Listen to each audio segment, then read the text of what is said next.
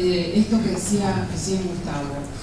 Me parece que sobre todo en situaciones políticas y sociales como muy convulsas y muy complejas, la crónica, si pensamos que un perfil o que una crónica tiene como objetivo tratar de entender una realidad muy compleja, transformarse en una especie de vehículo de esa realidad y llevársela hasta la sala de un lector, digamos, es cuando más es necesaria. O sea, yo moriría por leer una crónica sobre la situación política de Venezuela o sobre la situación política de Argentina, digamos, sobre la polarización, que no sea ni un grito histérico de señora crispada porque no puede comprar dólares o porque lo que sea, ni sea tampoco la defensa a ultranza y con anteojeras de cosas que por ahí no funcionan tan bien, digamos. Entonces digo, quisiera ver un cronista que hiciera una especie de radiografía muy compleja, muy trabajosa de todo esto, y yo me imagino que eso sería muy valioso, incluso para los que no pensaran como ese cronista. O sea, creo muchos que cronistas,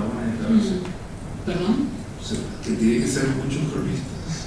Muchos autores, quiero decir. No, bueno, se puede abordar eso desde mil millones de puedes abordar 100 crónicas o distintos aspectos de eso, ¿no? Pero yo creo que la crónica, si para algo sirve, es para ayudar a entender un mundo que es cada vez más complejo. Y siento que si sentimos que el periodismo de verdad es un servicio y estamos, digo, somos vehículos para llevarles historias a los lectores, ¿no? Eso se supone que son. Con lo cual me parece que en estas situaciones es como más necesario nunca. Pero lo bueno, Juan, es que la crónica es también diversidad y diversión. Con la crónica se puede hacer de todo.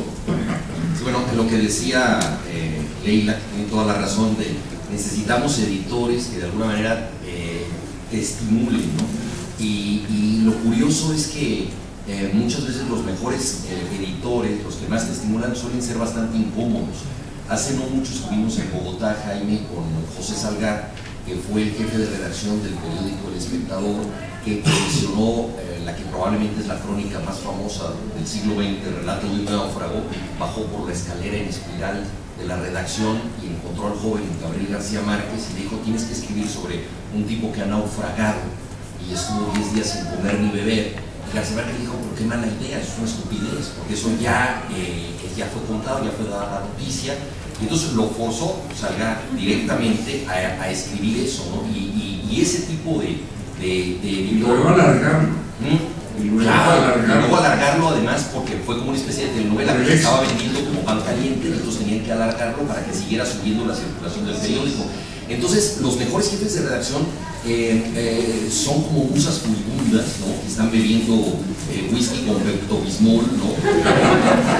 y que tienen una úlcera que se les está a punto de reventar, y que crean las condiciones para que estés convenientemente arrinconado, ¿no? Dice George Steiner: el hombre acorralado se vuelve elocuente. Entonces, efectivamente, esas condiciones de arrinconamiento son extraordinarias. Pero son condiciones que se tienen que dar. Quizá hablo por mi propia experiencia, soy alumno del colegio alemán, entonces tengo tendencia a la obediencia con este tipo de jefes. Pero a mí, por ejemplo, me intriga mucho la representación pictórica de las musas, ¿no? Suelen ser representadas las musas como mujeres sumamente hermosas. Yo digo, si llegara una de ellas a visitarme, yo me paralizaría. O sea, si llega Nicole Kidman como musa, ¿no? Y te dice: tienes que escribir un reportaje, yo ni entendería lo que es la palabra reportaje, ¿no? O sea, yo soy una persona balbuceante, incapaz de decir nada. Entonces, cierto tipo de jefes que imponen un tema, pero que saben que tú puedes dar, ¿no? Es esa mezcla, digamos, el que crea esa condición de que no es inescapable para ti escribirlo, yo creo que es esencial. Entonces, hay un tipo de crónica que solo se escribe así, cuando alguien te la saca como con tirabuzón. A mí me habló uno de el primer premiado de la Fundación de Nuevo Periodismo Iberoamericano es Julio Scherer García. Es un periodista legendario en México que dirigió el periódico Excelsior, soportó un golpe que le dio el gobierno de Luis Echevarría, salió a la calle seguido por sus periodistas fieles, fundó la revista Proceso, que es el principal semanario político de México. Entonces este hombre, para nosotros, cuando te habla por teléfono con una asignación, es como si te hablara Zeus, ¿no? O sea, y claro, y entonces tú dices: ¿qué me va a pedir? Y tú sabes que dice, ojalá no me pida ir a la inundación que está no sé dónde, porque vas a tener que ir si me lo pide. Y entonces a mí me pidió ir a Cuba porque se había acabado el suministro eléctrico en Cuba. Y entonces me dijo, ¿por qué no haces una crónica de Cuba? Y yo me acordé que mi abuela vivía en Yucatán, en Progreso, en el puerto de Yucatán, y en las noches se veía el resplandor de Cuba. Y la gran diversión de la infancia de mi abuela era ver esa luz que surgía del otro lado del mar, que me pareció que esa luz se había apagado. Entonces yo ya me expliqué a mí mismo que yo tenía un motivo sentimental para hacer la crónica, más allá del orden que me estaba dando don Julio Scherer, de ir, ¿no? Y entonces fui a Cuba, pero los trámites burocráticos con el Ministerio de Información son un poco lentos. Entonces cuando yo llegué ya había luz eléctrica. Mi asignación. Además, Martí había dicho 2 patrias tengo yo, Cuba y la noche, ¿no? Y entonces, bueno, la noche ya era una noche iluminada. Y entonces ahí surgió, y eso tiene que ver con... Oye, ¿no te dio la tentación de Gabo allá en el Chocó, cuando llegó, días después de que se había anunciado esa gran marcha de protesta de los habitantes de la región más olvidada de Colombia? Y dice, porque en vista de que no había ninguna marcha, le digo al corresponsal del Espectador, me hace el favor, yo vine aquí porque me vieron que había una marcha, tú lo anunciaste, así que organiza, porque la organizó, no ha podido mandar a presentar. Creó una noticia, ¿no? Entonces, boicotear para que no hubiera luz, no. Le hablé a Julio Scherer y le dije, don Julio, mire, ya hay luz, ¿no? Entonces, digo, yo verdaderamente como el portero de un edificio, ¿no? Como el portero de un edificio, ya hay luz. Y él me dice, entonces, haz lo que te dé la gana. Lo peor que puede suceder, porque de pronto yo dependía de mi libre albedrío, ¿no? Era lo que yo no quería. Pero entonces ahí viene la otra parte de lo que comentabas tú, que claro, también hay otro tipo de periodismo, que es, digámoslo así, no un periodismo de obligación para cubrir lo más urgente, lo más importante, sino un periodismo de tentación, ¿no? Un periodismo de filias, de afinidades, ¿no? Recuerdo mucho un pasaje de un libro de Héctor Abad Faciolince que se llama Las trampas de la memoria, en donde él entrevista a un vendedor de frutas y verduras de Mendoza, Argentina, y es un vendedor que tiene mucho éxito, y de pronto los vecinos le dicen, oye, si tienes tanto éxito, ¿por qué no haces un delivery y empiezas también a mandar frutas y verduras a la gente? Y dice, no, y él contestó lo siguiente, que es una especie de filósofo de las verduras, porque dijo, yo no vivo de las necesidades de la gente, sino de sus tentaciones. ¿Y qué quiere decir eso? Quiere decir que la gente va a la verdulería, si va personalmente, siente la tentación de comprar esa pera maravillosa que está ahí. Iba por una lechuga, pero ve la pera y siente la tentación de la pera. Ve unos plátanos sensacionales y siente la tentación de los plátanos. Entonces el periodismo también es así. O sea, tú abres el periódico para ver si Boca le ganó a River o viceversa, que es lo urgente para ti. De pronto ves un recuadro sobre una cosa extraña sobre el riñón, ¿no? Si está bien escrito, que se convierte en periodismo de tentación y lees algo, digo, todos presumiblemente tenemos 2 riñones, pero no siempre pensamos en ellos como tema de noticia. Y esa tentación, entonces bueno, en el caso de Cuba, decidí hacer la vida cotidiana en Cuba, guiado por el propósito falso de que eso iba a ser un tema no político, y me dijo de inmediato un amigo cubano, en Cuba no hay nada más político que la vida cotidiana. Entonces, describir, por ejemplo, una de las partes de la crónica es la historia de un jabón, o sea, cómo se consigue un jabón en Cuba y cuál es la vida de ese jabón y cómo acaba el jabón y todo, y es una radiografía política. Entonces, bueno, eso fue la historia, pero efectivamente hay un tipo de periodismo en donde te guías más por la libertad y que siempre te puedes dejar llevar por esas tentaciones tratando de compartir. Pues aquí, entonces, no puedo dejar de registrar la presencia en la sala. Ahora que hablamos de la isla del Caribe, del gran maestro de la crónica del Caribe, Ricardo Rodríguez Julián.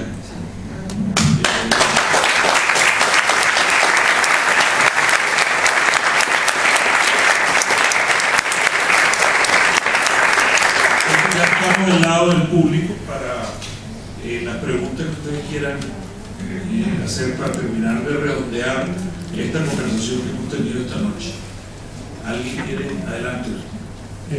A mí me interesa particularmente el registro de personajes, ¿no? Los retratos de personajes. y leí muchas cosas de Leila y de Josefina que me interesaron, me gustaron mucho. Y quería preguntarle, pero lo hago extensivo a todos, ¿qué sucede cuando ese personaje,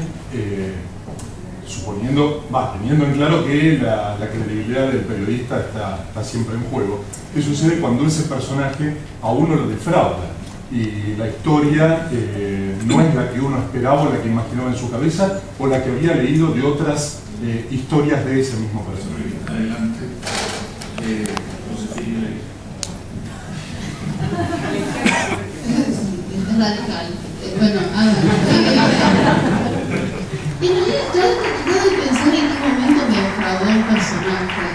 Una cosa quizás con la velocidad de la entrevista, cuando uno tiene sí que cerrar páginas para una revista semanal, y yo trabajé de eso durante mucho tiempo, y ahí sí uno puede ir con alguna idea eventualmente, ¿no? Preconcebida, y que eso no resulte como uno creía y está como tiene un problema. Pero esto es cuando uno trabaja con otro tipo de velocidad y otro tipo de aspiraciones. Después creo que primero, si uno elige para trabajar no sé qué le pasará a Leila, ¿no? Pero cuando uno ya elige un personaje para trabajar es porque presume, sospecha, intuye que ese personaje tiene como calidad de personaje, tiene tela, que va a dar material. ¿No? Uno no salta una pileta sin saber si está llena o no, sino que hay un trabajo previo de sondeo, no solo intuitivo, sino en base a material de archivo que te haga pensar, bueno, esto puede funcionar o no. Creo que en ese caso, o sea, casi que es fundamental hacer ese paso para que después lo otro no fracase. Y después, una vez como ya en el terreno, habría que ver que es que un personaje no funcione. No sé si, por ejemplo, ¿no? Que hable poco es que necesariamente no funciona. Porque quizás habla poco, pero tiene un modo de interactuar con terceros o de generar como escenas, o te permite cierta permanencia que ayuda a que uno atraviese o penetre alguna realidad de orden más doméstico, y que tiene como pequeños detalles y puntos de revelación que después uno rescata para el texto. Es muy difícil, si uno como lo eligió bien, que el personaje te defraude. Supongo que si me resultara un fiasco, lo daría de baja, ¿no? Pero no tengo esa cosa como de tratar de hacer funcionar algo que no va ni para atrás ni para adelante. Me pasa con el texto, o sea, adoro sacar, tachar párrafos, eliminar, limpiar textos, no me enamoro de nada, y lo mismo me pasa con si algo no funciona, me lo saco de encima y es casi una liberación, poder decir que algo no funcionó y pasar a otro tema. Pero en general la verdad es que a mí una vez que lo elegí el personaje me funciona. Sí, es bastante parecido a lo que pasa a mí que lo que dice Josefina. Yo siento que cuando, por supuesto, alguna vez me ha pasado de que alguien me ha parecido que no funcionaba, y recuerdo ahora una vez que directamente suspendí, o sea, no seguía adelante con eso porque pensé que era como un poco, hace muchos años, un poco inviable. No encontraba yo demasiado interés en eso, era una mala conjunción. Pero cuando vas a ver a una persona, por lo general, como dice Josefina, elegiste, sabes que hay ahí material, sabes mucho de esa persona. Y el problema cuando pasa, a lo mejor pasa esto, como decís, que es como de desilusión, no tiene que ver con lo que esperaste, es que no hay que esperar nada. O sea, tengo la sensación de que la gente por ahí a veces deja caer, la gente, los colegas, digo, ¿no? Por ahí dejan, dicen, no, este habla poco, o es demasiado así, o es demasiado asá. Y lo que ha pasado todo el tiempo es que ese periodista ha ido como a confirmar un prejuicio previo que tenía, y no ha sido capaz, siempre vamos con prejuicios, por supuesto, pero, no sé, suponte vas a ver a un tipo y estás convencido que el tipo es un genio, y lo tenés delante y ya no te parece tan genio. Entonces, te perdés de ver lo que es el tipo, obnubilado por tu prejuicio, por tu vidrio oscuro, que el tipo debe ser un genio. A mí, por ejemplo, el hecho de que si vas a entrevistar a Messi, el hecho de que Messi no hable no es un problema, eso es lo que él es. O sea, el problema es enojarse, enfadarse con el hecho de que Messi no hable. Un buen perfil debería rescatar ese mutismo, digamos, como parte de su naturaleza. Lo mismo si la persona es, no sé, insolente o se enoja con vos incluso, que eso es algo que pasa a menudo, digamos, el periodista siente que hay como una agresión y después establece esta cosa tan antipática que es como la revancha del periodista, ¿no? Entonces escribe un texto que es como y la actriz tal es una imbécil que siempre es frío y que además está enojada con el periodismo y eso me parece una cosa muy canalla y que al lector no le sirve para nada. Es una cosa súper narcisa para el periodista, digamos. No termina por contar la historia, solo nos cuenta la persona que tenés adelante tiene todo el derecho a que no le caigas bien, digamos. Será tu trabajo como periodista a través de varios encuentros tratar de vencer esa reticencia, pero si esa reticencia nunca se vence, eso está hablando algo de esa persona que tenés delante, te está diciendo algo. Digo, suena un poco psicoanalítico, pero es así. Entonces, en vez de luchar contra eso, la labor consiste en ver qué parte de la historia, qué patrón está contando esa resistencia del otro, digamos, o esa falta de interés que a vos te produce. Yo creo que siempre esto es como si vos vas al médico y te tiene que operar de apéndice y sale mal, no te puede echar la culpa a vos, la culpa es del médico, digamos, o sea, no es que tenías un apéndice muy complicado, entonces no sé qué cuánto.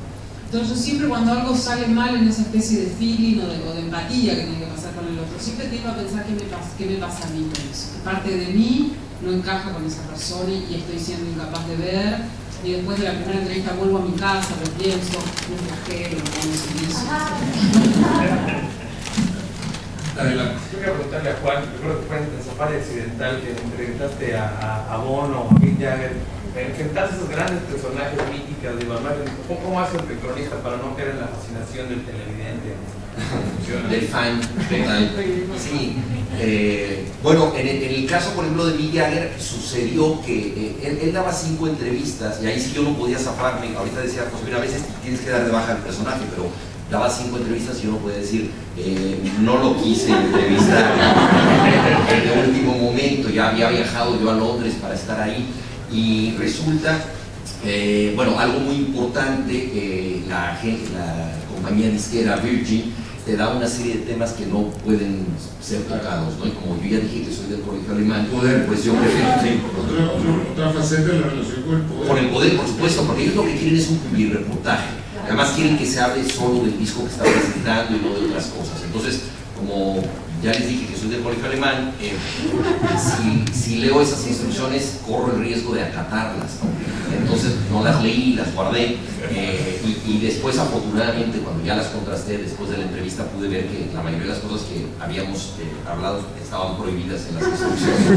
Pero el caso es que quien quiso, un poco con el prejuicio del que hablaba Leila, hacer algo que es un poco absurdo, ¿no? Descertificar a Mick Jagger, fue el periodista anterior, precisamente un periodista alemán. Entonces le dijo, bueno, finalmente usted no es el mejor cantante de rock, prácticamente usted no compone nada, usted fue un ídolo ambiguamente sexual en su juventud, ahora es un anciano. Bueno, todo eso. Entonces Jagger interrumpió la entrevista y por extensión todas las demás, que era la quinta y última, era la mía. Entonces yo me quedé ahí esperando a ver si él cambiaba de humor un buen rato y claro, las chicas de prensa de Virgin llegaban con té y yo bebía té, demasiado té, porque estaba tan nervioso que olvidé que existen los baños, no me oriné en ese momento, pero ya al llegar a la entrevista llegué con unas ganas de orinar impresionantes, como en la película La fiesta inolvidable. Dios mío, estoy ante el monstruo, pero eso me ayudó porque las dificultades, estaba yo tan incómodo con esa situación personal, ¿no? Que me relajó mucho respecto a Jagger, y ahí, obviamente, ante una persona que ha convertido su lengua en un símbolo del siglo XX, como es Jagger, la lengua de los Rolling Stones, que la sacaba en los conciertos, pues es una persona, digamos, que no puedes desmitificar tan rápidamente, ni tampoco humanizar, o sea, tampoco vas a llegar al corazón secreto de Mick Jagger en unos cuantos minutos, ¿no? Que en el mejor de los casos, si hay empatía, él alarga generosamente 15, 20 minutos más. Bueno, ahí un amigo me había dicho que Jagger, él lo había entrevistado, es una persona a la que le gusta que lo tomen por una persona más culta de la que en verdad es. O sea, es una gente no culta, pero sí muy informada. Entonces, si tú llegas y le haces una pregunta sobre Scott Fitzgerald o algo así, yo me acordé de esa frase de no hay segundos actos en la historia americana, ¿no? De Scott Fitzgerald, entonces como él se ha reinventado tantas veces a sí mismo, todo eso. Y entonces empecé con eso y él se relajó y bueno, también ayudó que yo fuera mexicano, él le caí en México y ha tenido buenas experiencias en el país. Se empezó a crear un poquito de esa empatía y bueno, ya se rompió esta barrera que se había establecido y que tenía que ver justamente con alguien que desde el prejuicio trata de combatirlo por completo, o sea, decir voy a desmitificar a Jagger porque no creo en eso. Entonces es un despropósito, sobre todo que para qué lo vas a ir a entrevistar, como uno de los cuantos que están ahí, hay que reconocer lo que él es, ¿no? Entonces bueno, a partir de eso fue que pude hacer ese perfil, por supuesto, trazado instantáneamente, pero a fin de cuentas yo llevaba 45 o 40 años subiendo a los Rolling Stones, entonces también estaba trabajando muchos años de memoria, ¿no? Entonces es algo muy curioso porque cuando tú empiezas a hablarle por ejemplo, a una persona así de las canciones que tú recuerdas, él ha olvidado en qué disco están, porque ya está, en un momento dado dijo, bueno, yo no soy el archivista de mi memoria, no me acuerdo casi ya de nada, ¿no? Porque la gente se acuerda por mí, ¿no? Entonces claro, también ahí el entrevistador pertenece voluntaria o involuntariamente un poco a la enorme legión de los fans, de los testigos que le han dado realce a esa gente. Bien, otra pregunta acá. Sí, bueno, voy a usar de Juan, pero bueno, bien así la mano. Referido a la exactitud de las crónicas, vos hablaste sobre crónica y poder, y eso es más o menos bastante fácil de entender. Si hay una manifestación en Plaza de Mayo con un cronista de la TV pública o otro de la Clarín, sabemos que va a ser por un negativo en la ley, ¿cierto? O es más o menos como esa conocida anécdota que un jefe de redacción encarga a un aspirante de cronista, dice, hace un reportaje a Dios y para saber cómo venía la mano le pregunta a favor o en contra. Pero ¿qué hay dejando de lado el tema poder o entre comillas echarle la culpa al patrón, si no hay tantas crónicas exactas como cronistas hábiles? Esto es, no hay que cada cronista puede tener su exactitud, y esto ampliado a la visión de la gente común, de la que no cronista, que sobre cualquier cosa que ocurre objetiva, que es la misma, cada uno la ve distinta y piensa distinto. Sí, el tema es inagotable y es fascinante, realmente es fascinante, porque es decir, la crónica es una investigación sobre la verdad. Y la pregunta que debemos hacernos es, ¿existe la verdad? O sea, como una sola verdad relevada, puesto que, como muy bien dices, si hay 100 testigos de un suceso, puede ser como en la película Rashomon, 100 versiones de ese suceso. Además, todos nosotros llevamos nuestros miedos, temores, prejuicios, ilusiones a cualquiera de los hechos que cubrimos y necesariamente estamos distorsionando un poco la realidad con nuestra sola percepción. O sea, participar en un experimento científico es alterar el experimento científico y la perspectiva cambia las cosas. Entonces, realmente yo creo que es muy autoritario decir esta es la verdad como única e incontrovertible. Yo creo que a lo que podemos llamar verdad o a lo que podemos llamar objetividad en periodismo, y que es una aspiración que desde luego es deseable, es a tratar de escribir algo que no tenga pruebas en contra. O sea, mientras no tengamos pruebas en contra de que así sucedieron los hechos, realmente es lo que nosotros podemos consignar. Al mismo tiempo, yo creo que precisamente porque esa verdad absoluta es inalcanzable, debemos tratar de acercarnos a ella lo más posible. O sea, esa imposibilidad, esa incapacidad de fijar la verdad como una sentencia última, es justamente el estímulo, es como la zanahoria del burro que nosotros debemos perseguir, porque siempre podemos averiguar más, siempre podemos saber algo más, porque es imposible, tenemos la obligación moral de acercarnos al máximo. Y en esa tensión estamos. Ahora, yo creo que cualquier periodista que no sea un periodista de tendencia, al que le paguen por escribir en contra o por escribir a favor, que pueda él ser digno de su oficio, debe tratar de buscar esta verdad que suele estar hecha, y eso es lo más interesante, de versiones contradictorias. O sea, tienes que entrevistar a gente que piensa de otro modo, ¿no? O sea, por ejemplo, John Lee Anderson va a entrevistar a Pinochet, y entonces, bueno, él va a entrevistar a Pinochet y va con la idea muy clara de que se trata de un dictador. Entonces, en su crónica es muy interesante porque le cede la voz a toda la gente que trata de justificar a Pinochet. Es decir, no sustrae esas voces, sino al revés. Y tú quedas con la impresión de lo que es Pinochet a partir de la gente que procura defenderlo. Entonces, yo creo que eso es muy interesante, tratar de reflejar estas contradicciones, estos claroscuros, de reconocer que no hay verdad absoluta, pero precisamente por ello de tratar de acercarte al máximo a ese contrato que tienes con el lector, es el de tratar de demostrar una verdad lo más cercana posible a esa síntesis colectiva que fuera. Así ocurrieron los hechos. Y yo creo que las grandes crónicas no son, como les digo, la verdad única, pero las grandes crónicas quedan precisamente como un testimonio, lo mencionaba Gustavo a partir de Salcedo Ramos, y quedan como el sentido común del futuro, ¿no? Es decir, hay cosas que hoy en día nos parecen abigarradas, incomprensibles, totalmente barrocas, y que sin embargo, bien captadas en toda su dimensión e incluso en su contradicción, en el futuro realmente uno dice, así fueron las cosas. Dentro del cronista Velázquez, Elena Poniatowska citó a Monsiváis por una frase que en la distinta relatoría que generamos terminó convirtiéndose en un título del documento del arte del futuro.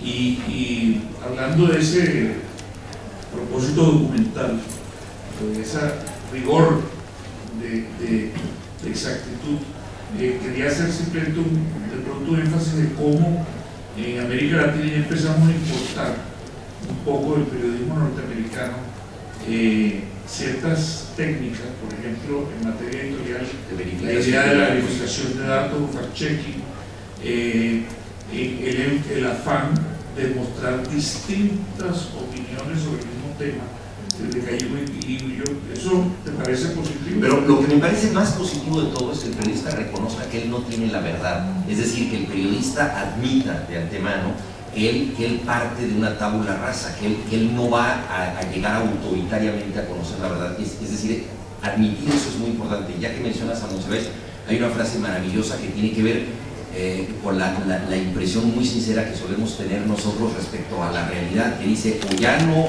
entiendo lo que está pasando, o ya no pasa lo que estaba entendiendo. Y efectivamente, si admites que tú no comprendes esa realidad, la puedes escribir mejor, porque es justamente ese aprendizaje de la realidad, esa investigación, esa revelación para ti mismo la que vas a transmitir. Creo que tenemos espacio para dos preguntas más. Pidieron una acá y otra allá. Cuando Juan hablaba de la historia del samaritano, ¿no? Me parece un tema muy interesante, que es el extranjero, la mirada del otro, ¿no? Viéndolo desde la persona extranjera que va a un lugar a hacer una crónica, digamos, pero viéndolo desde el otro lado, y lo hará con Cabo en Turia, también la posición de que escribe sobre su país o sobre una situación que conoce muy bien, pero desde afuera, ¿no? Desde el mar. Entonces, no sé, cuando hablan de ustedes, es un plus para la crónica. De otra edad. Exactamente. Bueno, yo siempre como que concibo el trabajo del escritor y el trabajo del cronista como un trabajo desde la periferia y desde un margen, ¿no? Es decir, siempre el escritor tiene que abstraerse un poco del universo que está relatando y al mismo tiempo invadirlo, ¿no? Es una especie de entrar y salir constantemente, ¿no? De modo que sí, a mí me gusta mucho, digamos, como la metáfora de la migración, de la importación y de la exportación que uno está constantemente traficando, ¿no? Cuando uno está escribiendo. Y me parece que sí. Es decir, no creo que el hecho de estar fuera de un país obligatoriamente te da una perspectiva más amplia, un mejor panorama de lo que ocurre. O que si estás adentro, digamos, tenés esa posibilidad más ampliada. Creo que en ambos casos se pueden dar digamos, resultados muy favorables, y todo tiene que ver con también el tipo de trabajo. Es decir, creo que hay crónicas, siempre creo que el universo sobre lo que uno va a escribir te dicta la manera de cómo escribirlo, ¿no? Entonces, evidentemente hay tipos de trabajo que exigen una inmersión mayor y por lo tanto necesitas estar en el lugar para escuchar, por ejemplo, los giros verbales, el modo en que hablan los personajes que intervienen, y para ver con tus propios ojos lo que está ocurriendo. Y quizás hay otro tipo de crónicas que no exigen, ¿no? Ese nivel como de compromiso con tu propio cuerpo prácticamente, ¿no? La última pregunta. Yo quería expresar simplemente que, oyéndolo a Juan, sentí que hace una verdadera crónica oral, porque más que respuestas conceptuales, das respuestas Narrativas. sobre esas pequeñas anécdotas, ¿no? Procedimientos humanos, emotivos, ¿no? Que bueno, que eso incluso hasta sentir que es un cierto parentesco con el barroquismo anecdótico de García Márquez, ¿no? Porque eso es algo bastante característico, ¿no? Realmente uno se emociona mucho con tus crónicas orales. Gracias, muchísimas gracias. Bueno, y gracias a todos. A Juan.